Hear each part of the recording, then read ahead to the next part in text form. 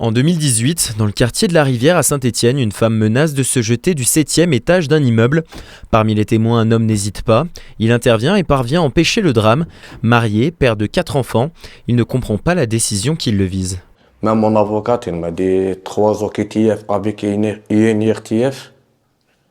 C'est pas normal, ils ont donné cette chose pour les gens, des voleurs, des délinquants et que les gens qui ont des problèmes ici en France. Mais mon casier est vierge, j'ai jamais des problèmes avec les gens ici en France. Ancien livreur, il avait réussi à décrocher un emploi.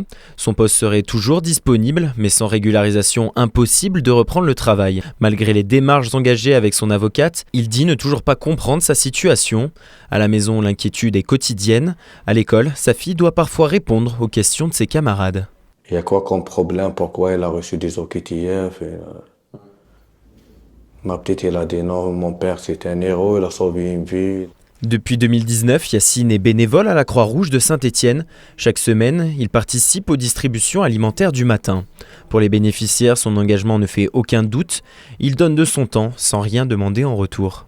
Qu'ils puissent évoluer, travailler, apporter. Pas ceux qui veulent être bénévoles déjà.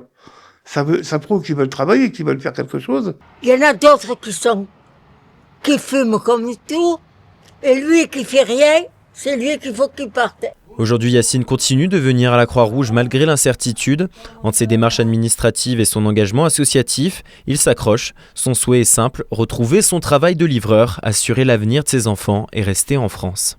J'ai jamais arrêté avec la Croix-Rouge, même avec... j'ai déjà reçu le premier OQTF, j'ai pas laissé la Croix-Rouge. Deuxième OQTF, j'ai pas laissé la Croix-Rouge. Cette chose, c'est une chose humanitaire pour moi.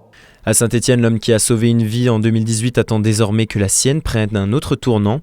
Dans l'attente d'une réponse administrative, c'est tout l'avenir d'une famille qui reste suspendu.